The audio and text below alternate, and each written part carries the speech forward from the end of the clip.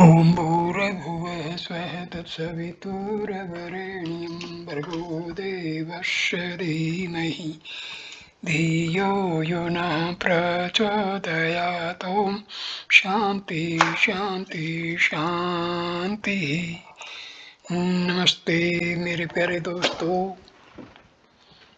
ये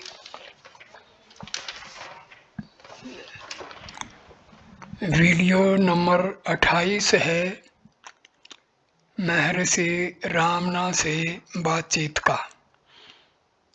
video number 28 जो है हम शुरू कर रहे हैं बातचीत संख्या नंबर 315 से।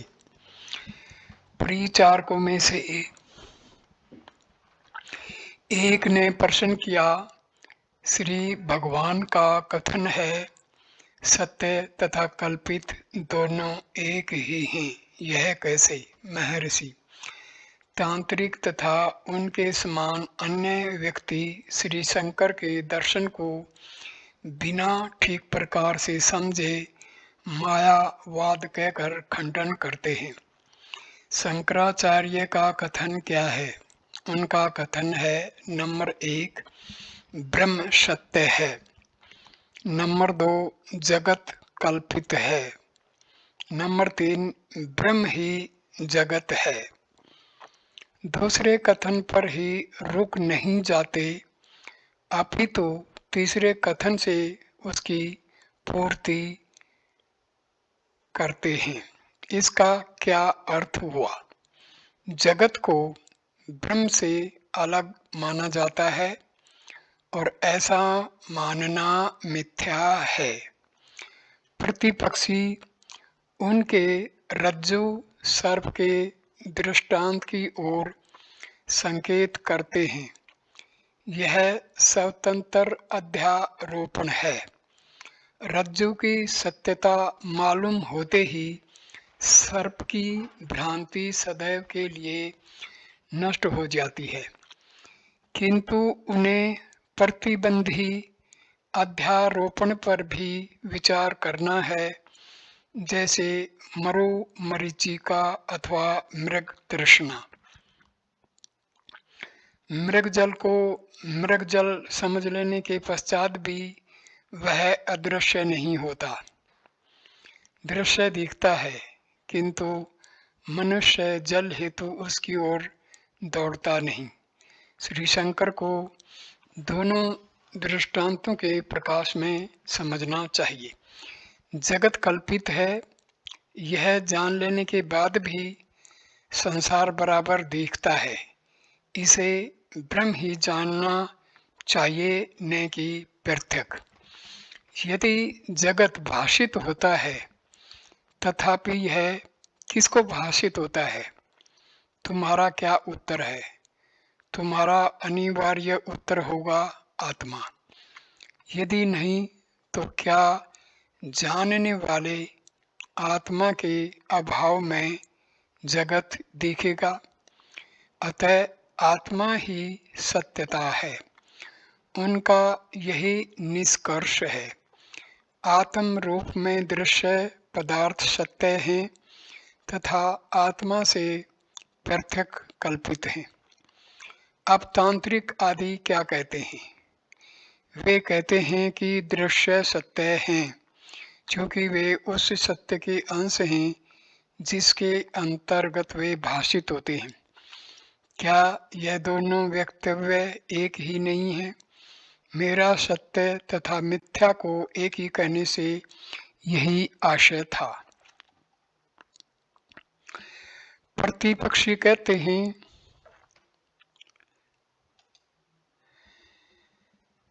स्थिति सापेक्ष तथा स्थिति निरपेक्ष भ्रांतियों पर विचार करने के पश्चात प्रकट होता है कि मृग तृष्णा में भाषित होता है जल पूर्णतया भ्रामिक है, क्योंकि उस जल को किसी भी काम में नहीं लिया जा सकता, जबकि जगत का दृश्य भिन्न प्रकार का है, क्योंकि यह उपयोगी है।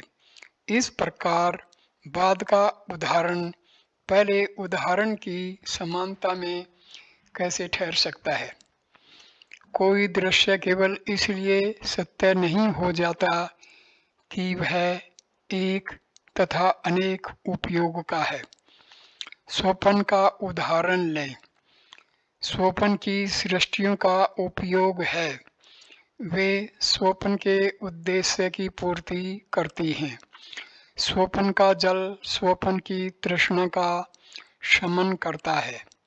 तथापि जागृत अवस्था में स्वप्न सृष्टि का निषेध होता है।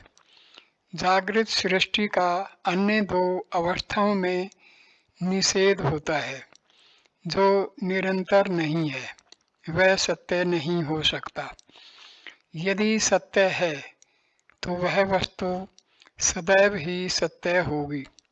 ऐसा नहीं कि थोड़े समय के लिए सत्य तथा दूसरे समय के लिए असत्य हो। यही बात धातु की सृष्टि की है।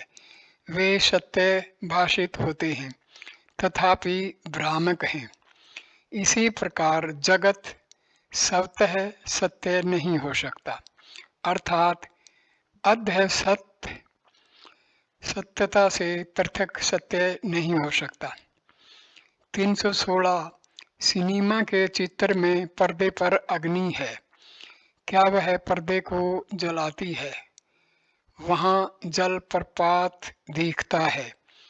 क्या वह पर्दे को गीला करता है? वहाँ यंत्र आदि हैं। क्या वे पर्दे को हानि पहुँचाते हैं? इसीलिए कहा गया है अच्छे दोयम अदा होयम अकले दोयम आदि। ब्रह्म अर्थात आत्मा के पर्दे पर अग्नि जल आदि दृश्य हैं जो उसको प्रभावित नहीं करते। 6 जनवरी 1937। बातचीत संख्या नंबर 317। श्री पारखी। अनेक दर्शन मुझसे कहते हैं कि उन्हें आपसे दिव्य दर्शन अथवा भावधारा आदि की प्राप्ति होती है। मैं गत 1.5 माह से यहाँ हूँ, किंतु मुझे अभी तक किसी प्रकार का किंचित मात्र भी अनुभव नहीं हुआ। क्या इसका कारण यह है कि मैं आपकी कृपा का पात्र नहीं हूँ? यदि ऐसा है तो मैं अपमानजनक अनुभव करता हूँ कि दूर देश के विदेशी तो आपके अनुग्रह से लाभान्वित हों, पर मैं वशिष्ठ के कुल से उत्पन्न होकर भी आपके अनुग्रह से वंचित रहूं। क्या आप कृपा करके मुझे इस अपमान से बचने के लिए कुछ प्रायश्चित बताएंगे? महर्षि, दिव्य दर्शन भावधारा मन की अवस्था के अनुसार होते हैं। यह व्यक्तियों पर निर्भर करता है, विषय पर नहीं। इसके अतिरिक्त इनका कोई महत्व नहीं है। महत्व मन की शांति का है। भक्त, मानसिक शांति समाधि का परिणाम है। समाधि कैसे प्राप्त करें? महर्षि, संकल्प शून्य होना ही समाधि है। सुषुप्ति में यह अवस्था विद्यमान रहती है। क्या उससे तुम्हें स्थायी शांति प्राप्त हो जाती है? भक्त, आश्रम पत्रिका में लिखा है कि समाधि आवश्यक है। महर्षि, समाधि कोई पृथक वस्तु नहीं है जिसे नवीन रूप से प्राप्त करना है। तुम्हारी सहज अवस्था समाधि की है। भक्त, किंतु मुझे इसका अनुभव नहीं होता। महर्षि, तुम्हारी विपरीत भावना ही इसमें बाधक है। भक्त, क्योंकि मैं आत्म साक्षात्कार नहीं कर पाया हूँ, इसलिए मैं कहता हूँ कि मुझे अपनी स्थायी समाधि की अवस्था का बोध नहीं है। महर्षि, यह बात को दोहराना ही हुआ। यही बाधा है। इस भाव के उदय होने का कारण यह है कि तुम स्वयं अपने को अनात्मा मानते हो। यही भूल है। अनात्मा को आत्मा मत मानो, तब तुम्हें आत्मा स्पष्ट होगी। भक्त, मैं इसे सिद्धांततः समझ गया, किंतु यथार्थतः नहीं। महर्षि, दो आत्माएं नहीं हैं कि आत्मा आत्मा के साक्षात्कार के न होने का वर्णन करे। भक्त, यह अब भी मेरे लिए सैद्धांतिक है। मुझे समाधि कैसे प्राप्त होगी? महर्षि, समाधि का प्रभाव अस्थायी है। जब तक यह रहती है तब तक आनंद रहता है। उस अवस्था से अलग होते ही पुरानी वासनाएं वापस आ जाती हैं। जब तक सहज समाधि में वासनाएं नष्ट न कर दी जाएं, तब तक समाधि से कोई लाभ नहीं। भक्त, किंतु सहज समाधि से पूर्व समाधि आवश्यक है। महर्षि, समाधि सहज अवस्था है, यद्यपि वहाँ क्रिया तथा दृश्य हैं, तथापि वे समाधि को प्रभावित नहीं करते। यदि इनको आत्मा से पृथक न माना जाए तो आत्मा की अनुभूति हो जाएगी। समाधि से क्या लाभ यदि उससे मन की शांति, स्थायी शांति प्राप्त न हो? यह जान लो कि चाहे कुछ होता रहे, तुम अब भी समाधि में ही हो, बस इतना ही है। भक्त, किंतु मैं इसे कैसे करूं? एक विद्वान ने कहा, यतो वाचो निवर्तन्ते अप्राप्य मनसा सह। जहाँ शब्दों का गमन नहीं, वहाँ मन से। प्रश्नकर्ता ने प्रत्युत्तर में कहा, मन सैवा व्याक्तव्यम भी तो कहा गया है, केवल मन से साक्षात करना।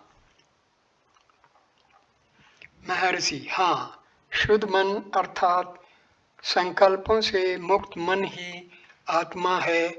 निर्मल मन शुद्ध मन से परे है। भक्त, सिद्ध पुरुषों ने इसे सूक्ष्म से सूक्ष्म बुद्धि से देखा है। महर्षि, जो मन के लिए कहा गया था वह उसमें भी प्रयोग होता है।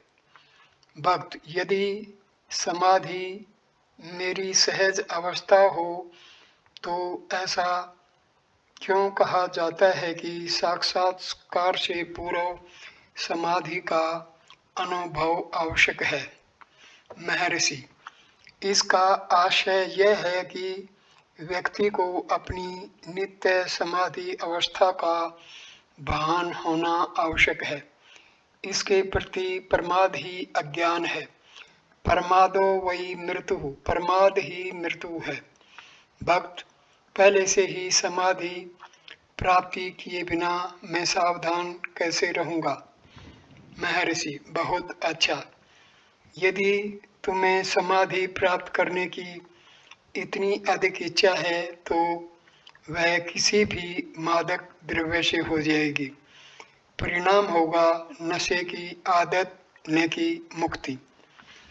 समाधि में भी वासनाएं गुप्त अवस्था में विद्यमान रहती हैं। वासनाओं का नाश करना आवश्यक है। अन्य भक्त, वासनाओं के पूर्णतया नष्ट होने के पूर्व क्या आत्म साक्षात्कार संभव है? महर्षि, वासनाएं दो प्रकार की हैं।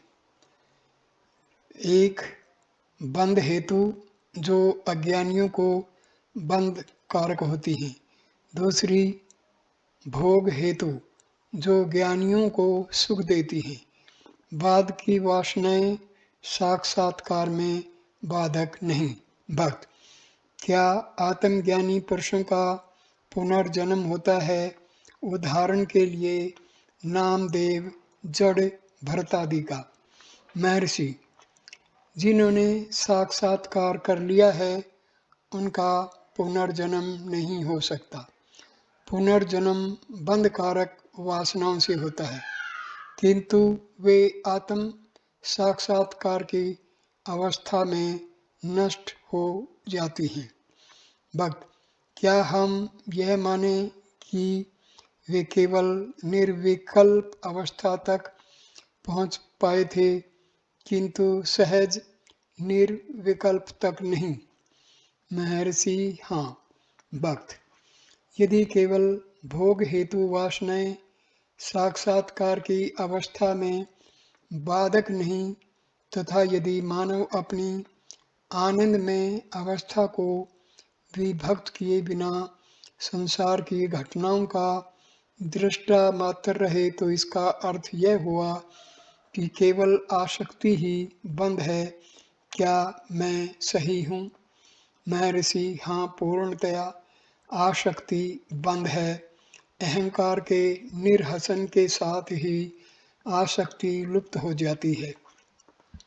भक्त, कहा जाता है कि गुरु कृपा से साक्षात्कार सुलभ हो जाता है। महर्षि, गुरु आत्मा से अन्य नहीं। भक्त, श्री कृष्ण के संदीपनी गुरु थे तथा राम के वशिष्ठ थे। महर्षि, साधक के लिए गुरु बाह्य कहा जाता है। गुरु मन को अंतर्मुख करता है। क्योंकि साधक बहिर्मुख होता है, उसे बाह्य गुरु से ज्ञान प्राप्त करने के लिए परामर्श दिया जाता है, जिसे वह समय पर जानता है कि वह आत्मा ही है। भक्त, क्या मुझे गुरु का अनुग्रह प्राप्त हो सकता है? महर्षि, अनुग्रह सदैव ही है। भक्त, किंतु मुझे उसकी प्रतीति नहीं होती। महर्षि, समर्पण से अनुग्रह का बोध होगा।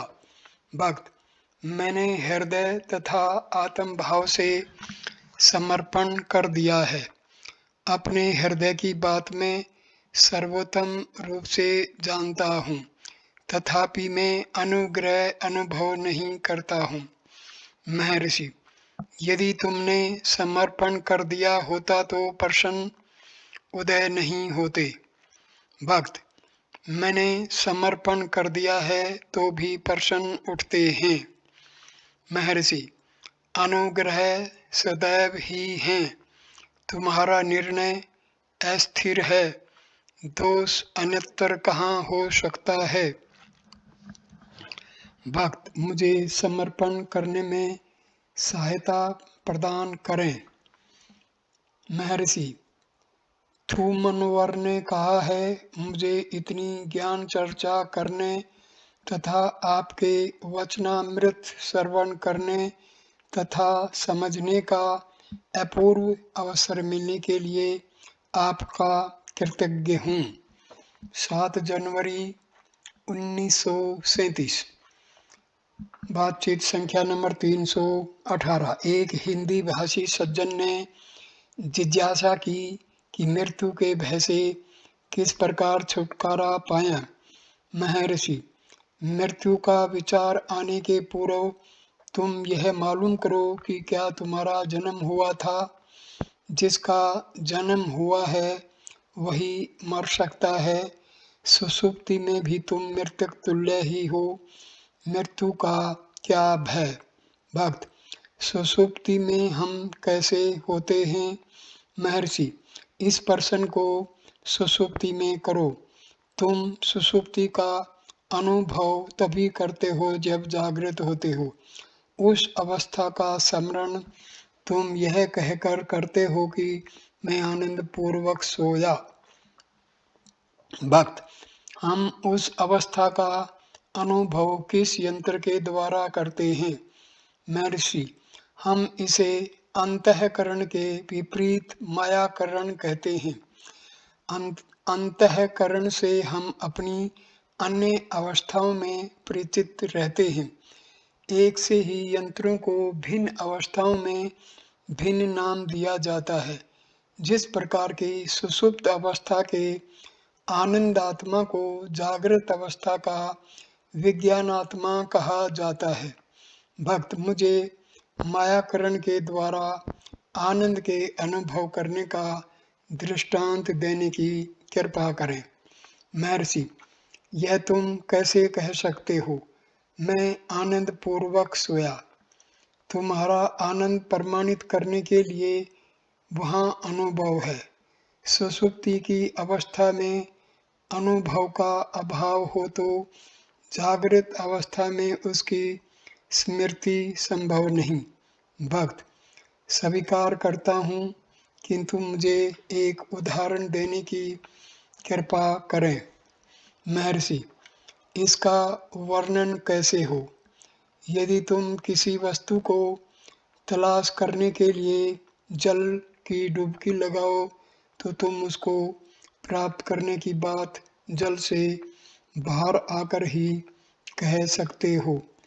जब तक तुम जल के अंदर डूबे हो कुछ नहीं कहते। भक्त, सुषुप्ति में मुझे भय नहीं होता, किंतु अब होता है। महर्षि, दिव्यतया दिव्यं भवति भवति। भय सदैव दूसरे से ही होता है, तुम्हें किसका भय है? भक्त, देह, इंद्रिय, जगत, ईश्वर, कृतृत्व, भोग आदि की अनुभूति के कारण।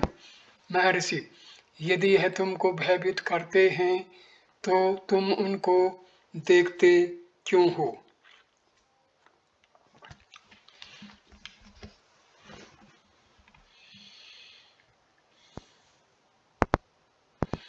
भक्त, क्योंकि इनसे बचा नहीं जा सकता। महर्षि, किंतु इनको तुम ही देखते हो।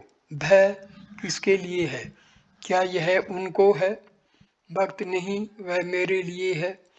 महर्षि, चूंकि तुम उनको देखते हो, तुम उनसे भयभीत होते हो। इन्हें न देखो तो भय न होगा। भक्त, तब जागृत अवस्था में मुझे क्या करना आवश्यक है? महर्षि, आत्मा बने रहो, तब कोई भी दूसरी वस्तु तुमको भयभीत करने को नहीं रहेगी। भक्त, हाँ, अब मैं समझा। यदि मैं निज आत्मा का दर्शन करूं तो मेरी दृष्टि अनात्मा से हटी रहेगी और आनंद होगा, तथापि मृत्यु का भय है। महर्षि, केवल जिसका जन्म हुआ है वही मर सकता है। देखो, क्या तुम्हारा जन्म हुआ है जिससे मृत्यु तुम्हें भयभीत करे? बातचीत संख्या नंबर 319। गोवा के एक हिंदू श्री श्रीधर ने प्रश्न किया, योग है कर्मसु कौशलम। मैं कौशल क्या है, उसे कैसे प्राप्त करें? महर्षि, फल की चिंता त्याग कर कर्म करो। यह मत सोचो कि तुम करता हो। कार्य को प्रभु को समर्पित कर दो। यही कौशल है और यही उसकी प्राप्ति का मार्ग है। भक्त, समत्वम योग उच्यते। यह समत्व क्या है? महर्षि, यह अनेक तव में एक तव है। अब विषय नानात्व भासता है। सर्व पदार्थ में विद्यमान सम को देखो। जब ऐसा होता है तो द्वंद्वों में भी स्वाभाविकतया समता ही दिखेगी, तथापि सामान्यतया इसे ही समत्व की संज्ञा दी जाती है। भक्त, अनेकत्व में सम की प्रतीति किस प्रकार हो? महर्षि, दृष्टा केवल एक है, बिना दृष्टा के वे नहीं दिखते। दृष्टा में कोई परिवर्तन नहीं है, अन्य वस्तुएं चाहे कितनी ही परिवर्तित हों। योग कर्मसु कौशलम। गीता पाठ नंबर 2 श्लोक नंबर 50। कर्म की कुशलता ही योग है। समत्वम योग उच्यते। गीता पाठ 2 श्लोक 48 समतव ही योग है। मामेकम शरणम व्रज। गीता 18वां पाठ श्लोक 66। मेरी शरण में आ जाओ। एक मेवा अद्वितीयम, वह एक ही है और दूसरा नहीं है।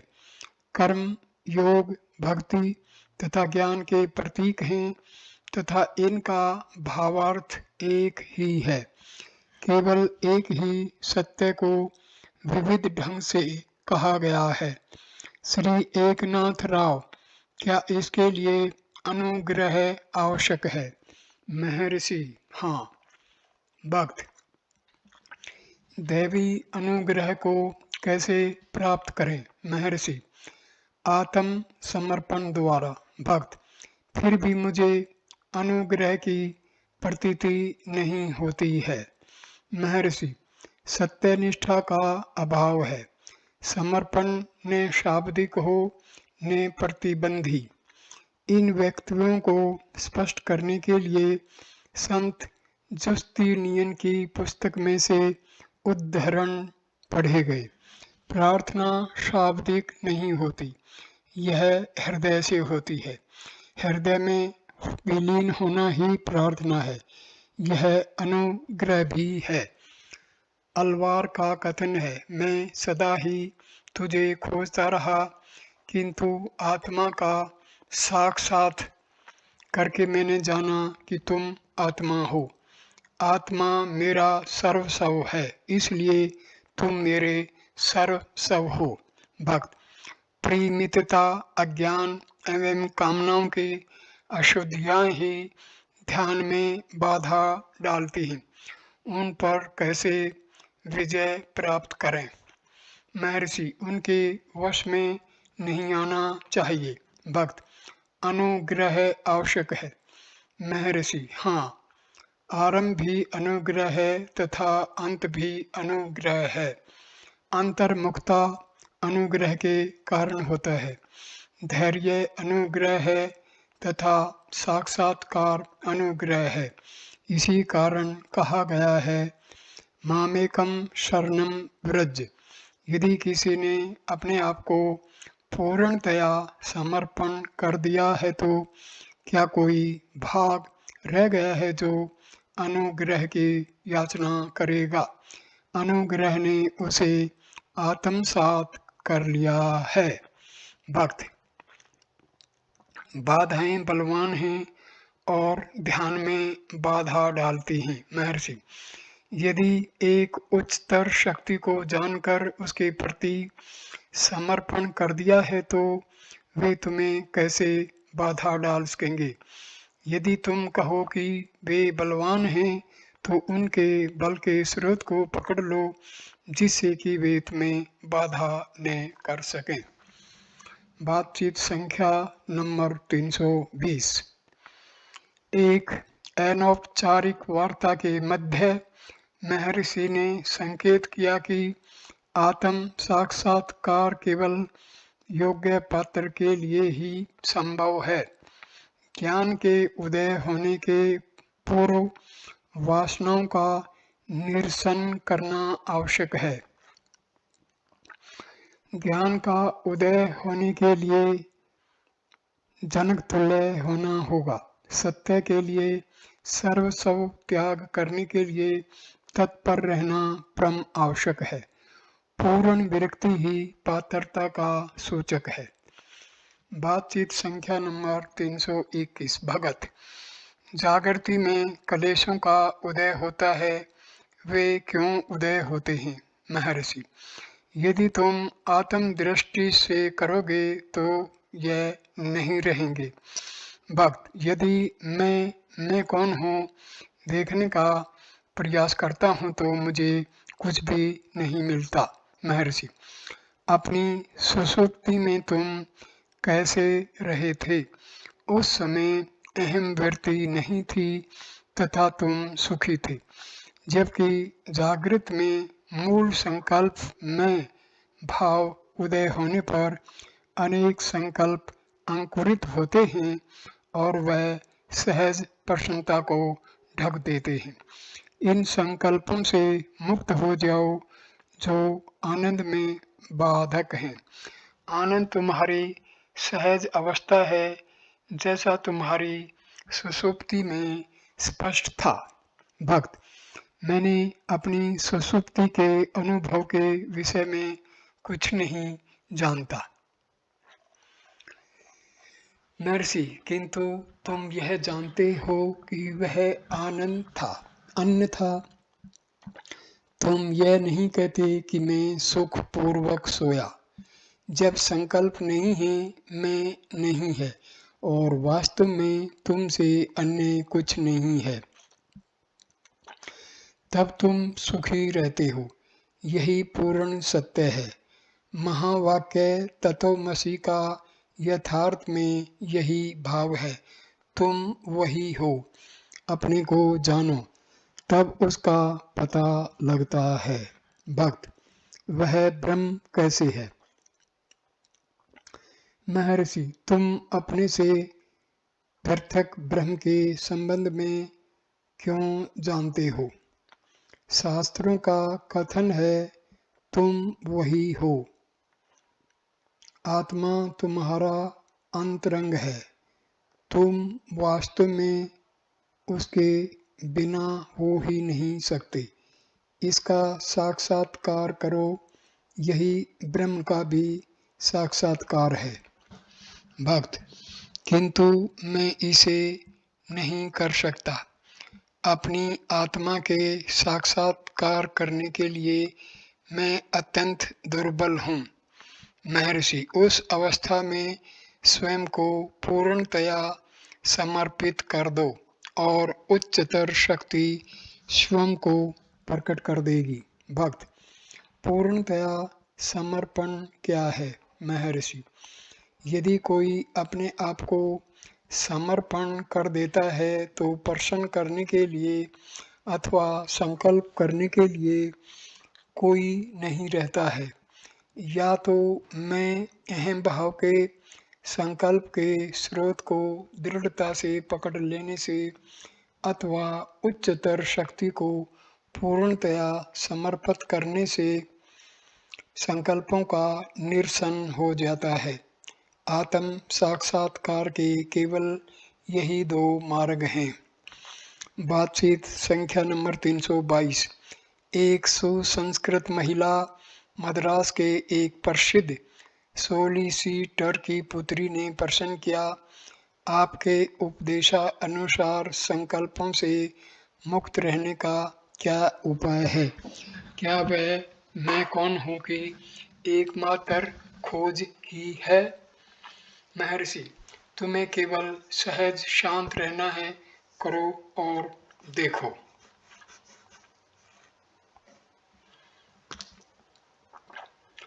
भक्त, यह असंभव है।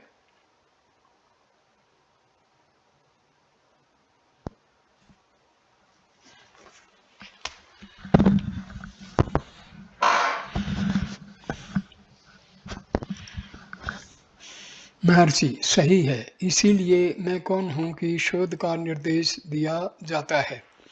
भक्त, जिज्ञासा करने पर अंदर से कोई प्रतिक्रिया नहीं होती।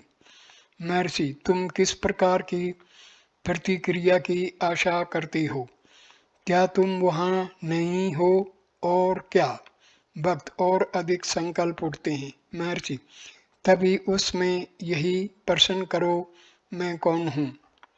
भक्त, क्या मुझे प्रत्येक संकल्प के उठने पर यह करना आवश्यक है? अच्छा, क्या जगत केवल हमारा संकल्प है? महर्षि, यह प्रश्न जगत पर छोड़ दो, यह उसे ही पूछने दो, मैं अस्तित्व में कैसे आया? भक्त, क्या आपका आशय है कि इससे मेरा संबंध नहीं था?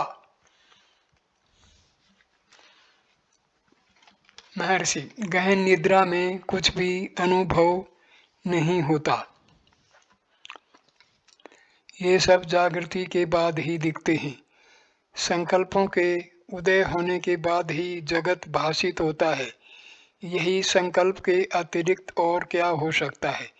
एक अन्य दर्शक ने पूछा, मन को शांत करने के लिए हम क्या करें?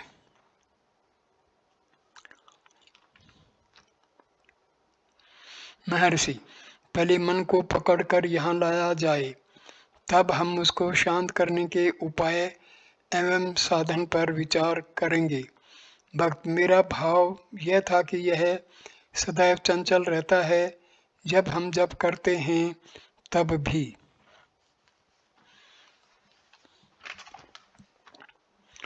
महर्षि, जप का उद्देश्य केवल मन को शांत करना है।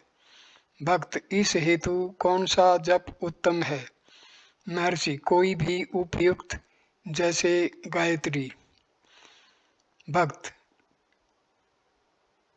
क्या गायत्री से हो जाएगा? महर्षि, क्या इससे श्रेष्ठ कोई है? जो इसे करने में समर्थ नहीं है, वे ही अन्यत्र मंत्र खोजते हैं। सत्य का पूर्ण अक्षेत्र इसके अंतर्गत आ जाता है। जब से ध्यान होगा और यही आत्म साक्षात्कार का मार्ग है। भक्त, क्या इसके लिए आधा घंटा पर्याप्त होगा? महर्षि, यह सदा करना आवश्यक है, अथवा जितनी देर तक तुम कर सको। बातचीत संख्या नंबर 323। अरुणाचल अष्टक के छठे छंद को स्पष्ट करते हुए श्री भगवान ने इस प्रकार कहा। पूर्व के छंद में अंतिम शब्द में प्रश्न किया गया है, क्या एक ही है? वर्तमान छंद के प्रारंभिक शब्द में उत्तर है, हाँ, केवल एक ही है। आगे कहा है, यद्यपि यह एक ही है, तथापि अपनी अद्भुत शक्ति से यह लघु बिंदु में अहम वृत्ति पर प्रतिबिंबित होता है, जिसे अविद्या अथवा संचित सुप्त संस्कार भी कहते हैं। यह प्रतिबिंबित प्रकाश सापेक्ष ज्ञान है। यह मनुष्य के प्रारब्ध के अनुसार अंतस्थ सुप्त संस्कारों को स्थूल जगत के रूप में व्यक्त करता है एवं बाह्य स्थूल जगत को सूक्ष्म अंतस्थ संस्कारों के रूप में लौटा लेता है। इस शक्ति को सूक्ष्म स्तर पर मन तथा भौतिक स्तर पर मस्तिष्क कहा जाता है। यह मन अथवा मस्तिष्क उस शाश्वत अद्वितीय वस्तु के विस्तारक के रूप में कार्य करता है और उसे विस्तृत जगत के रूप में प्रदर्शित करता है। जागृत तथा सोपन की अवस्थाओं में मन बहिर्मुखी रहता है तथा सुषुप्ति में अंतर्मुखी रहता है। मन के माध्यम से परब्रह्म जागृत तथा सोपन की अवस्थाओं में अनेक रूपों में भासता प्रतीत होता है तथा सुषुप्ति अथवा मूर्छा आदि की दशा में वापस लौट आता है। अतः तुम केवल वही हो एवं अन्यथा नहीं हो सकते। कुछ भी परिवर्तन हो, तुम अद्वितीय वस्तु ही रहते हो, तुम्हारे अतिरिक्त कुछ नहीं। महर्षि, इसके पूर्व का छंद कहता है, फोटो की प्लेट जब एक बार सूर्य के प्रकाश से खराब हो जाती है, तब उस पर चित्र अंकित नहीं होता। इसी प्रकार तुम्हारा मन आत्म प्रकाश की ज्योति से प्रकाशित होकर फिर जगत रूपी चित्र अंकित नहीं कर सकता। यह सूर्य तुम ही हो। यदि उसकी रश्मियां ही इतनी बलवती हैं कि चित्र लेना असंभव कर देता है, तो आत्म प्रकाश कितना अधिक बलवान होगा। इस प्रकार यह कहा जाता है कि अद्वितीय वस्तु जो तुम हो, अर्थात तुमसे परे और कुछ भी नहीं है। वर्तमान छंद में लघु बिंदु, जो कि देहा अभिमान तम से निर्मित लघु बिंदु गुप्त संस्कार युक्त अहंकार दृष्टा अथवा देखने वाला अथवा उदय होने वाला अहम व्यक्ति यह दृश्य पदार्थ अथवा अंतःकरण के रूप में विस्तार पाता है। अहम भाव के उदय होने के लिए प्रकाश का मंद होना आवश्यक है। दिन के प्रकाश में रज्जु सिर्फ भाषित नहीं होती, गहन अंधकार में तुम्हें रस्सी भी नहीं दिख सकती, अतः उसे भूल से सिर्फ मानने की संभावना नहीं है। केवल मंद प्रकाश में झुटपुटे में छायाओं द्वारा किए गए धुंधले प्रकाश में अथवा अंधेरे के मंद प्रकाश में ही रज्जु को सर्प मानने की भूल होती है। इसी प्रकार वह शुद्ध प्रकाश आत्मा अहम बनकर उठता है। अंधकार के जरिए आए हुए उसके प्रकाश से ही यह संभव है। इसको ही मूल अविद्या कहते हैं। उसके साथ होकर जो प्रकाश आता है उसे प्रतिबिंबित प्रकाश कहते हैं। शुद्ध प्रतिबिंबित प्रकाश को शुद्ध मन अथवा ईश्वर कहते हैं। ईश्वर माया से युक्त होता है। दूसरे शब्दों में प्रतिबिंबित प्रकाश ही ईश्वर है। अन्य नाम निर्मल मन अशुद्ध मन का भी संकेत करता है। यही राजसिक अथवा सक्रिय मन अथवा अहंकार है। यह भी उपरोक्त सात्विक मन से केवल दूसरे प्रतिबिंब के द्वारा प्रक्षिप्त किया जा सकता है। इस प्रकार अहंकार अविद्या का परिणाम है। तब तामसिक अथवा प्रमादी मन अंतःकरणों के रूप में आता है। यह जगत के रूप में भासता है। स्थूल देह दृष्टि से इसे मस्तिष्क के माध्यम द्वारा बाह्य स्तर पर जगत रूप में भाषित होना कहा जा सकता है, किंतु स्थूल देह केवल मन की है। मन चार अंतःकरणों वाला कहा जा सकता है, अथवा व्यक्ति भेद अथवा छठी इंद्रिय, अथवा बुद्धि को अहंकार से तथा चित्त को मन से अर्थात स्मरण शक्ति को संकल्प शक्ति से संयुक्त किया जा सकता है। इसके दो भाग माने जा सकते हैं, अहंकार तथा मन। इस दृष्टि से विज्ञानात्मा अथवा अहंकार अथवा देखने वाला दृष्टा होगा तथा मनोमय कोश अथवा दिखने वाले दृश्य पदार्थ। जागृत, स्वप्न एवं सुषुप्ति अवस्थाओं की उत्पत्ति मूल अविद्या से है। मन के आवरण में ही मन के बहिर्मुख हो जाने पर तथा जागृत तथा स्वप्नावस्था में अपनी वृत्तियों से अनुभव करने में तथा सुषुप्ति में मन लय हो जाने में एक दिव्य शक्ति जगत एवं व्यक्तियों के कार्यों का नियंत्रण करती है। स्वयं प्रकाश सत्व के आधार पर प्रतिबिंबित प्रकाश से दृश्य मात्र हैं। जिस प्रकार दिन के प्रखर प्रकाश में न रज्जु सर्प देखना संभव है न गहन अंधकार में स्वयं रस्सी का, इसी प्रकार जगत स्वयं प्रकाश में अस्तित्व की समाधि अवस्था में अथवा सुषुप्ति में अथवा मूर्छा आदि में नहीं दिखता। केवल प्रतिबिंबित प्रकाश से ही अपने आधार से असवतंत्र यह संसार उदय होता है, अपनी स्थिति पाता है और लय हो जाता है। इसका नाना तो भी सत्यता अर्थात मूल स्रोत से पृथक नहीं हो सकता। यहाँ एक लीला हो रही है जिसमें अद्वितीय सत्ता नानात्व होकर दिखती है और फिर अदृश्य हो जाती है। ऐसा करने के लिए एक आश्चर्यजनक शक्ति का होना आवश्यक है। वह शक्ति भी अपने स्रोत से स्वतंत्र नहीं हो सकती। स्वप्रकाश शुद्ध स्वरूप में शक्ति का भास नहीं होता है तथा उसके कार्य सबको विदित हैं कितना भव्य।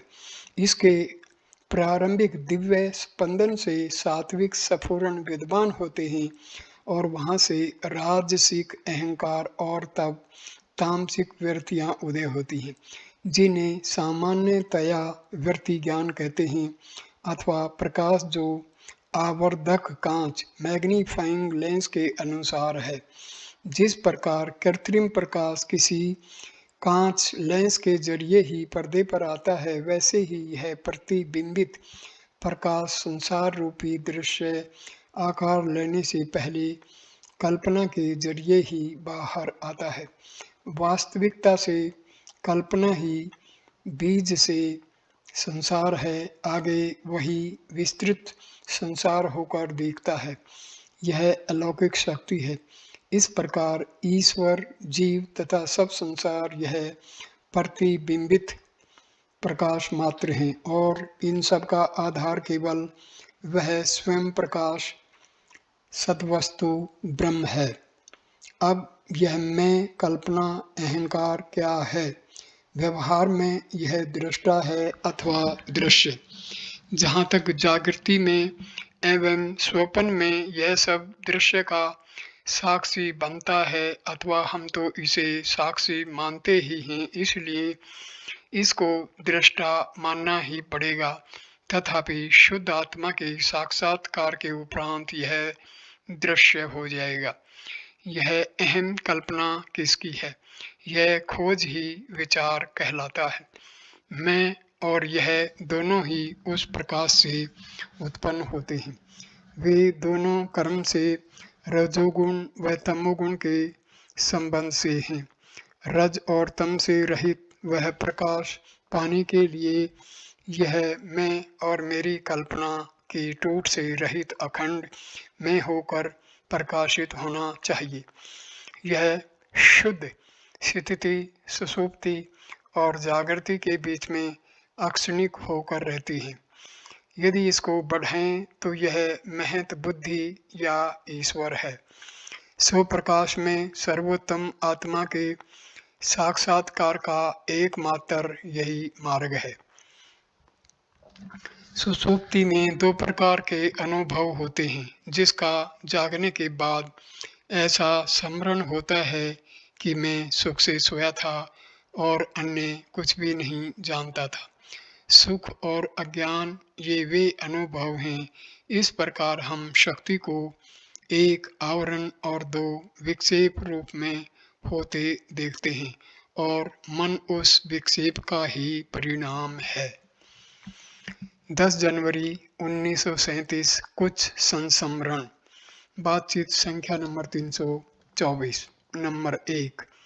सकंद आश्रम में निवास करते समय श्री भगवान ने अपने से लगभग 10 फुट दूर एक लघु किंतु लंबे आकार का सफेद टिड्डा देखा। श्री भगवान उसकी ओर निहार रहे थे तथा वह उनकी ओर। अचानक उसने लंबी छलांग लगाई तथा निश्चित रूप से श्री भगवान की एक आंख पर बैठ गया। श्री भगवान ने तुरंत आंख बंद कर ली, जिससे उसे चोट नहीं पहुंची। दूसरा, 2 मोर पंखे के समान पंख फैलाकर नाचा करते थे। एक काला सर्प भी इस खेल में भाग लिया करता था तथा अपना फन ऊंचा कर उनके इधर उधर घूमता रहता था।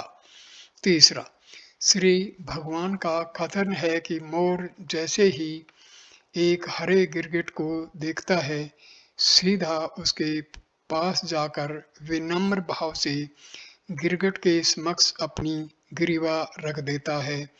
गिरगिट इसे काट लेता है तथा मयूर को मार देता है। चौथा, एक बार रंगास्वामी आयंगार पर्वत पर घूम रहे थे। समीप ही एक तेंदुआ था। उन्होंने एक पत्थर फेंका। तेंदुआ घूमकर उनकी ओर आया। वे अपनी जान बचाने को भागे। श्री भगवान उन्हें मार्ग में मिले तथा उनसे कारण पूछा। आयंगर दौड़ते हुए केवल तेंदुआ ही कह पाए। जहाँ पशु था उस स्थान पर श्री भगवान गए तो वहाँ शीघ्र ही वह शीघ्र ही दूर चला गया। यह प्लेग के समय की घटना है। मंदिर के आसपास तेंदुए स्वच्छंदता से घूमा करते थे, कभी-कभी 2 एवं 3 की संख्या में। 5वां, श्री भगवान ने कहा, प्राय मेंढक की योगी से तुलना की जाती है। काफी समय तक वह शांत रहता है। मेंढक की गर्दन के नीचे की त्वचा में जब कंपन होता है तभी वह जीवित प्रतीत होता है। मेंढक असाधारण लंबे समय तक अपनी जीवंतता को स्थगित रख सकता है। ऐसा कहा जाता है कि वे अपनी जिह्वा को निगल जाते हैं। जिह्वा को निगल जाना एक यौगिक अभ्यास है। इससे सजीवता स्थगित हो जाती है। योगी का शरीर शांत नहीं होता, किंतु जीवन क्रिया को फिर से प्रारंभ करने के पहले किसी अन्य व्यक्ति को योगी की जिह्वा बाहर निकालनी होगी।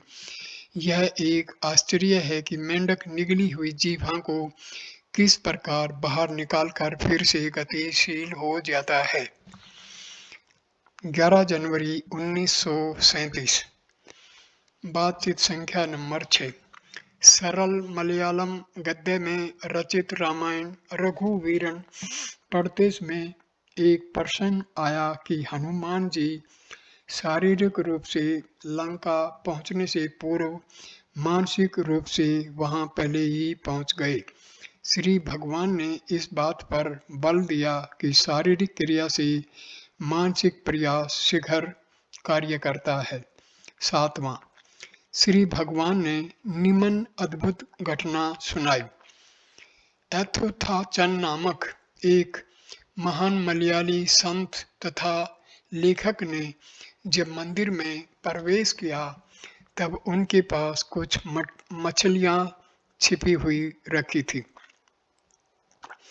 किसी शत्रु ने मंदिर में पूजा अर्चना करने वाले भक्तों को इसकी सूचना दे दी। संत की तलाशी ली गई और उसे राजा के समक्ष प्रस्तुत किया गया। राजा ने प्रश्न किया, तुम मंदिर में मछली क्यों ले गए? उसने उत्तर दिया, इसमें मेरा दोष नहीं है, मैंने इन्हें वस्त्रों में छिपा रखा था। दूसरे ने मछली को मंदिर में प्रकट किया। दोष प्रकट करने में है। देह के अंतर्गत मल को अपवित्र नहीं माना जाता, किंतु मलो उत्सर्ग कर देने पर उसे अपवित्र माना जाता है। इसी प्रकार यह भी है। 12 जनवरी 1937। बातचीत संख्या नंबर 325। गुंटूर जिले के श्री राम शास्त्री ने श्री भगवान पर 8 श्लोक रचे और उनको हार्दिक भाव से पढ़कर सुनाया। तदुपरांत शास्त्री ने मार्गदर्शन के लिए प्रार्थना की। मैं संसारी हूँ, अतएव ज्ञान मार्ग का अधिकारी नहीं हूँ। संसार के कार्यकलाप मुझे विचलित कर रहे हैं। कृपया मेरा मार्गदर्शन करें, मैं क्या करूं? महर्षि, भगवान का चिंतन करो। संसार के कार्यकलाप उसे किस प्रकार विचलित करेंगे? तुम तथा उसके अंतर्गत हैं। तुम तथा वे उसके अंतर्गत हैं। भक्त, क्या मैं नाम स्मरण करूं? मैं किस नाम का जप करूं?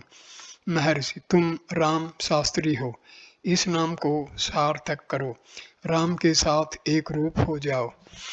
13 जनवरी 1937। बातचीत संख्या नंबर 326। दीर्घ काल से रहते हुए एक परिचारक के प्रश्न के उत्तर में श्री भगवान ने कहा, प्रत्येक व्यक्ति मन की चंचलता की शिकायत करता है। मन की खोज कर लेने पर ही उन्हें मालूम होगा।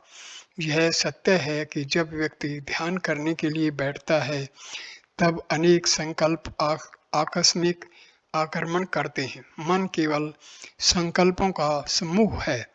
संकल्पों की श्रृंखला में से निकलने का प्रयास असफल होता है। यदि व्यक्ति किसी भांति आत्मा में स्थिर रह सके तो उत्तम है। जो ऐसा करने में समर्थ नहीं है, उनके लिए जप अथवा ध्यान निर्धारित किया जाता है। यह हाथी को अपनी सूंड में पकड़ रखने को जंजीर का एक टुकड़ा देने जैसा है। हाथी की सूंड सामान्यतया चंचल होती है। नगर की सड़कों पर ले जाते समय वह उसे प्रत्येक दिशा में घुमाता है। यदि एक जंजीर दे दी जाए तो चंचलता नियंत्रित हो जाती है। चंचल मन की भी यही स्थिति है। यदि उसे जप अथवा ध्यान में संलग्न रखा जाए तो दूसरे विचार नहीं रहते तथा मन एक ही विचार पर एकाग्र हो जाता है। इस प्रकार यह शांत हो जाता है। इसका अर्थ यह नहीं है कि लंबे अभ्यास के बिना शांति प्राप्त हो जाती है। अन्य संकल्पों से भी संघर्ष करना होगा। एक अन्य उदाहरण है, मान लो एक गाय आवारा होकर भटक पड़ोसी के खेत में चरने चली जाती है। गाय अपनी चोरी की आदत सहज नहीं छोड़ती। उसे पशुशाला में रखना कैसे संभव हो, यह सोचो। यदि उसे पशुशाला में बलपूर्वक रस्सी से बांध दिया जाए तो वह भाग जाने के लिए उत्तम अवसर की प्रतीक्षा करेगी। यदि पशुशाला में उसे उत्तम घास से लुभाया जाता है तो वह पहले दिन एक बार खाकर फिर भागने की अवसर की प्रतीक्षा करती है। अगले दिन वह 2 बार खाती है तथा इस प्रकार प्रतिदिन अधिक अधिक सेवन करती जाती है जब तक कि उसे उसके दुष्ट संस्कारों से पूर्णतया छुटकारा नहीं मिल जाता। विकारों से पूरी तरह मुक्त होने पर उसे निश्चिंतता पूर्वक स्वतंत्र छोड़ा जा सकता है और तब वह पड़ोसियों के चरागाहों में नहीं भटकेगी। बाद में वह पशुशाला में पीटे जाने पर भी पशुशाला नहीं छोड़ेगी। मन की भी यही दशा है। गुप्त वासनाओं के बल से जो संकल्पों के रूप में उदय होते हैं, मन बाहर भटकने का आदी हो गया है। जब तक अंदर वासनाएं होंगी वे बाहर प्रकट होकर ही समाप्त होंगी। संकल्प ही मन है। मन की खोज करने से कि यह क्या है, संकल्प पीछे चले जाएंगे तथा साधक जान लेगा कि वे आत्मा से उदय होते हैं। इन संकल्पों के समूह को हम मन कहते हैं। यदि व्यक्ति को यह अनुभूति हो जाए कि संकल्प आत्मा से उदय होते हैं और अपने मूल स्रोत में रहते हैं तो मन लुप्त हो जाएगा। जब मन का अस्तित्व समाप्त हो जाता है और शांति के आनंद की अनुभूति हो जाती है, तब व्यक्ति का एक संकल्प करना उतना ही कठिन हो जाता है जितना कि उसे इस समय समस्त संकल्पों का रोकना कठिन प्रतीत होता है। यहाँ मन उस गाय के समान है जो आवारा होकर भटक रही है। संकल्प पड़ोसियों के चरागाह के समान है। संकल्पों से शून्य अवस्था उसकी अपनी सहज अवस्था है जो पशुशाला के समान है। शांति का परमानंद इतना श्रेष्ठ है कि उसमें बाधा कदापि नहीं पड़नी चाहिए। गहरी नींद में सोए हुए व्यक्ति को जगाकर उसके काम में लगाना उसको बहुत बुरा प्रतीत होता है। गहन निद्रा का आनंद इतना अधिक आकर्षक है कि उसे संकल्पों से उत्पन्न कार्यों को करने के लिए बलिदान नहीं किया जा सकता। संकल्प शून्य अवस्था जीव की सहज अवस्था है जो आनंद में है। क्या ऐसी अवस्था को त्याग कर संकल्पों से परिपूर्ण एवं दुखी अवस्था को ग्रहण करना दुर्भाग्यपूर्ण नहीं? यदि व्यक्ति संकल्प शून्य अवस्था में रहना चाहता है तो संघर्ष अनिवार्य है। जीव को मूल सहज अवस्था की पुनः प्राप्ति के लिए अपना मार्ग खोजना ही होगा। यदि व्यक्ति अपनी साधना में सफल होता है और उसे लक्ष्य की प्राप्ति हो गई, तो शत्रु अर्थात समस्त संकल्प आत्मा में शांत होकर पूर्णतया लुप्त हो जाएंगे। संकल्प ही शत्रु हैं। ये ही एक प्रकार से जगत की सृष्टि करते हैं। उनके अभाव में न जगत है न सृष्टिकर्ता ईश्वर। आत्मा आनंद केवल है।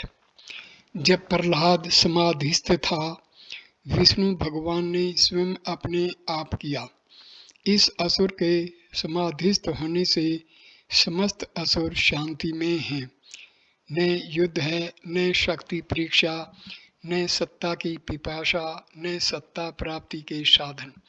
सत्ता की प्राप्ति के इन साधनों के अभाव में योग यज्ञादि अर्थात देवता समृद्ध नहीं हो रहे हैं। न नवीन सृष्टि है, न किसी स्थिति का औचित्य ही है। इसलिए मैं उसको जागृत कर दूंगा, तब असुर उठ खड़े होंगे। उनके मूल स्वरूप की अभिव्यक्ति होगी। देवता उन्हें चुनौती देंगे, तभी असुर आदि शक्ति अर्जित करेंगे तथा उसको प्राप्त करने का साधन अपनाएंगे। तदुपरांत यज्ञादि की उन्नति होगी, देवताओं का उत्कर्ष होगा, उत्तरोत्तर सृष्टि होगी, युद्ध होगा तथा मेरे पास करने को पर्याप्त होगा। इस हेतु विष्णु ने प्रहलाद को जागृत कर उसे शाश्वतता एवं जीवन मुक्ति का वर दिया। देवासुर संग्राम पुनः प्रारंभ हो गया तथा प्राचीन व्यवस्था पुनः स्थापित हो गई और इस प्रकार जगत अपने नित्य स्वरूप में चला आ रहा है। भक्त स्वयं ईश्वर असुर जगत को जागृत कर कैसे सतत युद्ध कर सकते थे? क्या उत्तमता ही ईश्वर का स्वभाव नहीं है? महर्षि, उत्तमता केवल तुलनात्मक है। उत्तम में निकृष्ट भी रहता है। वे सदैव साथ साथ रहते हैं। वे दोनों एक दूसरे के विरोधी हैं। बातचीत संख्या नंबर 327। कक्षा में श्रोता अत्यंत एकाग्रता से सुन रहे थे। उनमें से श्री भगवान का एक वास्तविक भगत इतना प्रभावित हुआ कि वह तुरंत स्तब्ध हो गया। बाद में उसने अपने अनुभव का इस प्रकार निम्न प्रकार से वर्णन किया। मैं बहुत समय से आश्चर्य कर रहा था कि धारा कहाँ से आरंभ होती है, देह से अथवा अन्य स्थान से। अचानक मेरी देह सूक्ष्म होते होते लुप्त हो गई। मैं कौन हूँ की खोज अत्यंत स्पष्ट एवं प्रबल वेग से चलती रही। केवल मैं की ध्वनि होती रही, केवल एक अपरिमित विस्तार और कुछ नहीं। कक्ष की घटनाओं का मुझे धुंधला आभास था। मैं जानता था कि वैदिक उच्चारण के बाद लोग प्रणाम करने के लिए खड़े हुए थे। मैं खड़ा होना चाहता था, किंतु यह संकल्प शीघ्र ही विलीन हो गया। मैं फिर उस पूर्णता में खो गया। यह अनुभव बार बार बना रहा जब तक कि मुझे श्री भगवान की वाणी ने सुनाई दी। उससे मैं होश में आ गया। तब मैं खड़ा हुआ और मैंने प्रणाम किया। आधे घंटे से अधिक समय तक यह एक आश्चर्यजनक भावना बनी रही। मैं इसे बोल नहीं सकता। अब भी यह मेरे ऊपर छाई हुई है। श्री भगवान उसके शब्द सुनकर कुछ समय तक चुप रहे। तत्पश्चात उनके अधरों से कुछ विचार निकले। कोई देह से बाहर निकलना प्रतीत होता हो, किंतु स्वयं देह भी हमारे संकल्प मात्र से अधिक कुछ भी नहीं है। संकल्प के अभाव में कोई देह संभव नहीं है तथा देह के अभाव में कोई अंदर जाना या बाहर जाना संभव नहीं। तथापि स्वभाव के कारण बाहर जाने की भावना उदय होती है। वर्षा में ओले के कण समुद्र के तल पर गिरने पर पिघल कर जल, लहर, झाग आदि में परिवर्तित हो जाते हैं। इस प्रकार सूक्ष्म बुद्धि लघु बिंदु अहंकार के रूप में हृदय से उदय होकर विस्तार पा पुनः हृदय में प्रवेश कर उसके साथ एक रूप हो जाती है। यद्यपि जिस प्रकार समुद्र व्यापक है उसी प्रकार दूध भी व्यापक है, पर क्या तुम उसको समुद्र के आकार के बराबर मुख से पी सकते हो? उसको पीने के लिए सूक्ष्म केशिका सिराओं का उपयोग आवश्यक है। वैष्णव संत नम्मलवर का कथन है, तुम केवल मेरी आत्मा हो। इसका क्या भाव है? अपनी आत्मा की अनुभूति के पूर्व में आपकी खोज में घूमता फिरता था। अब अपनी आत्मा की अनुभूति कर मैंने जाना कि तुम ही मेरी आत्मा हो। यह विशिष्टाद्वैत में किस प्रकार ठीक बैठेगा, इसको इस प्रकार समझना आवश्यक है। मेरी आत्मा में व्यक्त होकर तुम अंतर्यामी रहते हो। इस प्रकार मैं तुम्हारे शरीर का अंश हूँ तथा तुम इस शरीर के स्वामी शरीरी हो। अपनी स्वयं की देह को निज आत्मा न समझकर इसका त्याग कर देने के बाद कोई भी किसी दूसरे की ईश्वर की देह क्यों बनेगा? यदि एक देह आत्मा नहीं है तो अन्य देह भी अनात्मा होगी। विशिष्टा अद्वैतवादियों का मत है कि आनंद का अनुभव प्राप्त करने के लिए व्यक्तित्व का होना आवश्यक है। व्यक्तित्व अर्थात अहम भाव को नष्ट नहीं करना चाहिए। विचित्र आत्मा देह नहीं है, आत्मा देह नहीं है, किंतु तुम्हारी आत्मा ईश्वर की देह हो जाती है। क्या यह हास्या शब्द नहीं है? अथवा यदि तुम अपने को भगवान को समर्पण कर देते हो तो तुमने अपने आप को उनके सुपुर्द कर दिया। अब तुम उनके हो, अब अपने नहीं हो। यदि भगवान को देह की आवश्यकता है तो उसे अपने आप के लिए स्वयं ही उसका प्रबंध करने दो। तुमको यह नहीं कहना है कि भगवान शरीर का स्वामी है। 17 जनवरी 1937। बातचीत संख्या नंबर 328। एक यूरोप निवासी सज्जन ने नपे तुले शब्दों में स्पष्ट तथा धीरे कहना आरंभ किया। संसार के कार्यकलापों में फंसकर मनुष्य परिणाम स्वरूप क्यों कष्टों को भुगतते हैं? क्या उन्हें स्वतंत्र नहीं होना चाहिए? यदि वे आध्यात्मिक जगत में हों तो उन्हें अधिक स्वतंत्रता होगी। महर्षि, जगत केवल आध्यात्मिक है क्योंकि तुम अपने आप की भौतिक शरीर से तादात्म्यता कर रहे हो। तुम इस जगत को भौतिक तथा दूसरे जगत को आध्यात्मिक कह रहे हो, जबकि जो भी है वह सब आध्यात्मिक ही है। भक्त, क्या विदेह आत्माओं की गहरी अंतर्दृष्टि है एवं अधिक स्वतंत्रता का उपभोग करते हैं? महर्षि, क्योंकि तुम स्वयं ही इस देह से तादात्म्यता करते हो, तुम देह से मुक्त आत्माओं को आत्मा कह रहे हो। इन परिमितताओं से तुम उनकी परिमितताओं की बात करते हो और उनकी अक्षमताओं को जानना चाहते हो। देह मुक्त आत्माओं के भी सूक्ष्म शरीर होते हैं, अन्यथा तुम उन्हें देह मुक्त आत्मा नहीं कहोगे।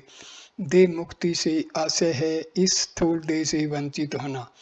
जहाँ तक तुम उन्हें व्यक्तित्व प्रदान करते हो वहाँ तक वे अपने सूक्ष्म शरीरों में केंद्रित हैं। उनकी परिसीमाएं उनकी अवस्था के अनुसार होंगी। जिस प्रकार तुम अपनी परिसीमाओं का भार अनुभव करते हो, वे भी अपनी परिसीमाओं के भार को अनुभव करते हैं। आत्मा तथा आध्यात्मिक जगत से मेरा अभिप्राय पूर्ण चैतन्य से सापेक्ष से नहीं।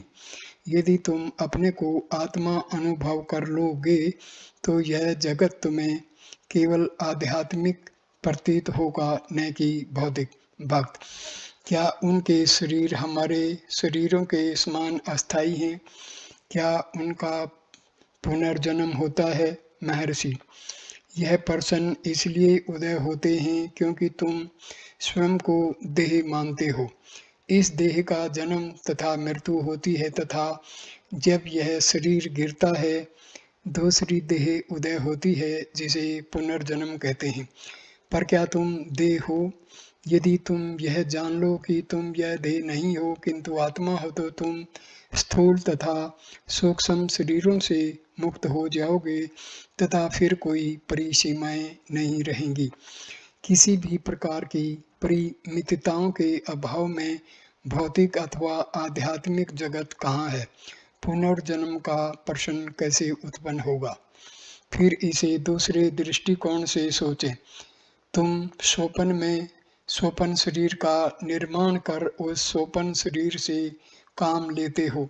जागृत अवस्था में वह मिथ्या हो जाता है। इस समय तुम अपने को यह देह समझ रहे हो, न कि स्वप्न शरीर। तुम्हारे स्वप्न में स्वप्न शरीर इस देह को मिथ्या कर देता है। इस प्रकार तुम देखोगे कि इन शरीरों में से कोई भी वास्तविक नहीं है, क्योंकि उनमें से प्रत्येक केवल एक समय सत्य रहता है तथा दूसरे अवसर पर मिथ्या हो जाता है। जो सत्य है वह सदैव ही सत्य होना चाहिए, पर तुम मैं कहते हो। यह मैं चेतना तीनों अवस्थाओं में सर्वथा विद्यमान है, इसमें कोई परिवर्तन नहीं है, केवल वही सत्य है। तीन अवस्थाएं मिथ्या हैं, वे केवल मन में हैं।